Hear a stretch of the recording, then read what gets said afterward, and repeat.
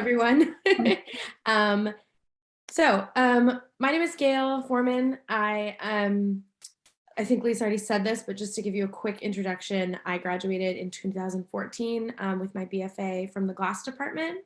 And I wanted to start with this video, brief introduction of me, but just contextualizing my work a little bit. I work in glass and I'm really interested in other materials, and just kind of before we sort of dive into like the experience of applying for the Fulbright, I felt like this video really describes sort of the way that I approached the application, the way that I approached work.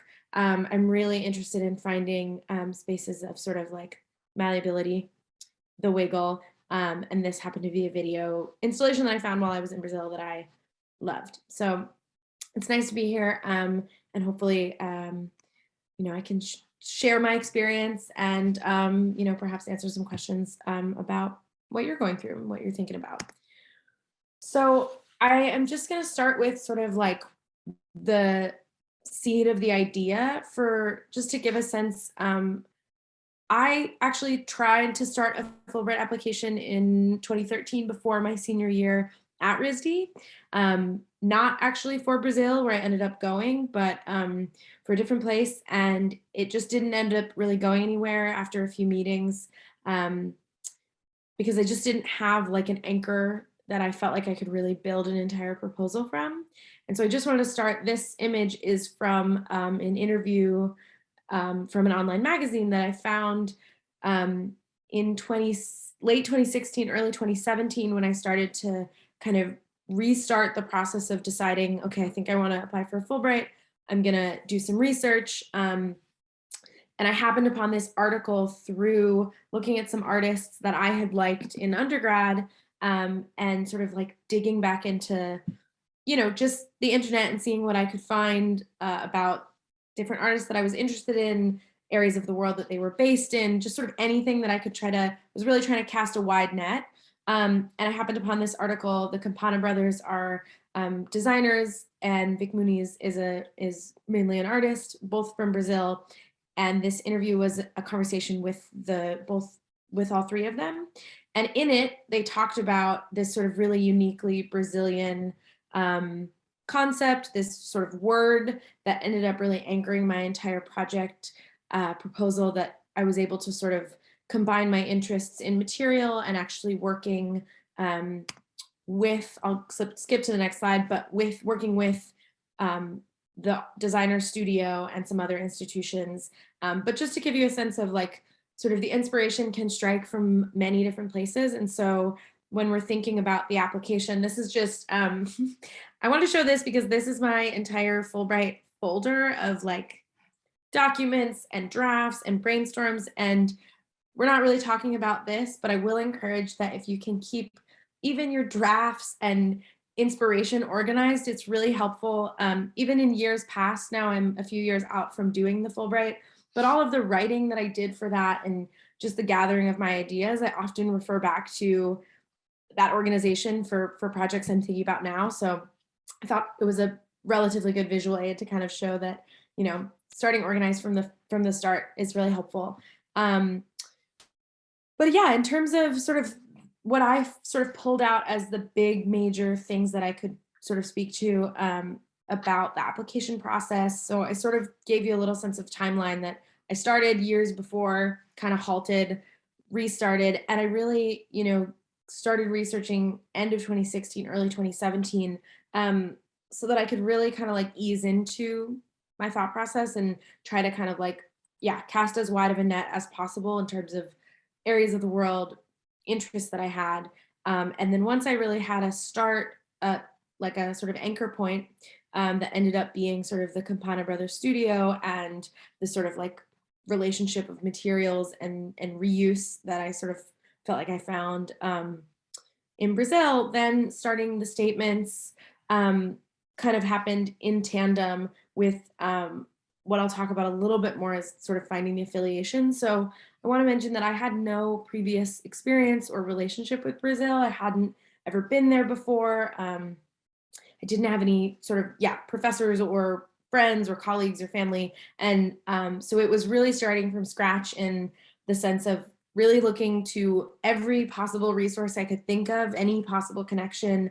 And so once I had identified that I wanted to be researching this sort of concept of sort of reuse and material exploration alongside attempting to kind of work with these designers and the nonprofit program that they sort of run, um, I sort of came from both angles. I started searching other institutions that I could maybe work with, mainly focusing on universities.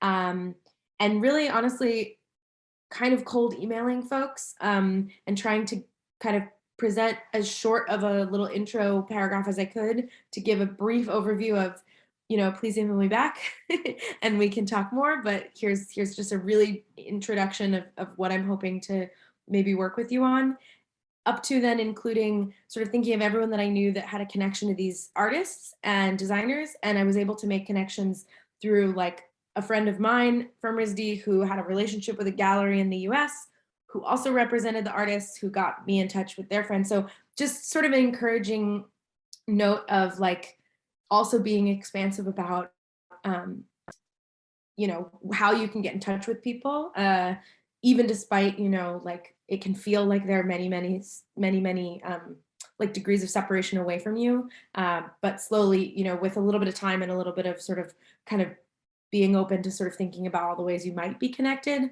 um, you know can usually find some sort of way to have, get that door open. The next thing I will also talk about, in Brazil, there is a language requirement. And so I just wanted to touch on that as an experience that sort of I had in that process. Um, the language requirement is, well, it was, I'm not sure if it's changed, but it was either applying with sort of an advanced proficiency of Spanish or an intermediate proficiency with Portuguese. And at the time I sort of discovered the concept and really like started building that out, um, I had not started learning Portuguese at all. And so that was one of my, I think, greatest challenges in the application process. Um, and I will say, sort of just, I think making a decision in the beginning, trying to really decide, is this realistic? But then also once, I made the decision of, okay, this is a little bit of a stretch, but I'm going to really try to go for it. Again, I sort of was really open and trying to be expansive about the city I lived in at the time, contacting the universities that were there to see what sorts of language programs they had, looking online, contacting old Spanish professors from college to see if they knew anyone that was maybe a Portuguese professor that could maybe tutor me. So I really searched for sort of all of the resources that I could figure out, and was able to get, a tutor both in the city that I was living in at the time, and also through some connections to the university there, I was able to get into a class in a regional university that was online. And so all of these things really helped build up. At the very least, I could talk about the framework and the plan that I had to be prepared upon arrival in Brazil. So I think that's, I think within reasonable parameters, don't be afraid of the language requirement. But I think, assessing where you are at the beginning and trying to make a sort of decision of, okay, I think this is manageable to start tackling learning something new or improving something versus, yeah, maybe thinking that another place might be a better choice. And then the final thing that I'm mentioning on this slide is just the choosing of visual materials.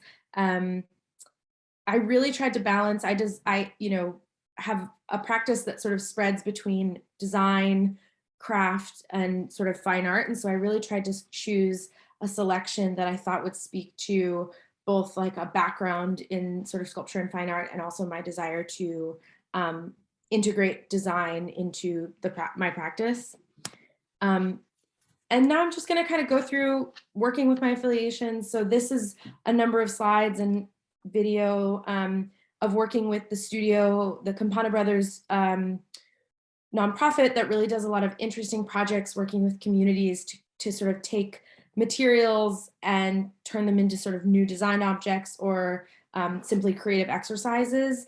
And so this affiliation was interesting because I also was able to design some workshops that I was able to sort of propose and do throughout the stay of the 9 months with them. But the affiliation was interesting because it was sort of unclear how much time I would end up spending with with that studio. And so when I got there, it ended up taking up a lot less of my time than I thought it would. And so my other affiliation that I had planned, this picture on the right, was the University of Sao Paulo, with the architecture department. And, I was really mainly there just sort of taking classes and trying to sort of learn about the context and the history of Brazilian design and sort of like urban studies. But when I arrived, I, connected with my two affiliates, and I ended up just, yeah, not having as full of a schedule as I anticipated, frankly. And I felt a little lost. I got some really great advice from a friend who sort of mentioned, like, well, you're an artist, you're a designer, research for you might look like having a studio practice. And so then I sort of started looking into ways I might be able to connect with artist spaces while I was there. So the image on the left is a program called Pivot, which was an artist residency program that I ended up being able to participate in. The next image are sort of stills of the studio space I had at Pivot, and then the studio space I ended up having at the second residency I was able to sort of participate in after the first one. And these were really important shifts for me when I was there, because although I went into the project anticipating that I would be there mostly just learning and sort of being on the sidelines of these institution organizations processes and participating in the workshops, and me having a studio practice ended up being really important, where I was able to kind of take some of the ideas that I was seeing and really like put them into actual concrete experiments of materials and sort of playing with different objects and installations. And it resulted in a really interesting and fruitful sort of like deep dive into these sort of architectural construction elements. These are sort of bricks that I ended up casting out of all kinds of materials, foam and rubber and concrete. And, without going too deeply into like an artist talk on all of that work, it just ended up being one of the most surprising elements of my time there, but also one of the most fruitful and sort of like, it also provided a community. Both of the artist residencies were full of other artists, mainly Brazilian artists. So I incredibly increased my ability to speak Portuguese, which was a huge thing. And also, I made friends through those programs, which was proving a little harder in the classes in the university and things like that. And so these are just some slides kind of showing that experience of really like an unexpected twist, but it really ended up being such an incredible shift to sort of gain that community and really be able to talk to people about like my ideas and how that related to their research and sort of like their experience in what I was researching. And then the last thing I'll end on is just, Lisa asked us to talk about just like what life was like. And so I'll add with my sort of second most important project, which is pictures of snacks in front of things. And just sort of say that my whole experience there, I felt like I was sort of like able to experience it with all of my senses and sights and sounds and tastes. And I'm really glad that I sort of like pushed through the bits about the application process and the bits about even arriving there and feeling a little clueless to sort of be able to just end up in all of these kind of incredible, 4x3 squares eating these great snacks. So I'll end on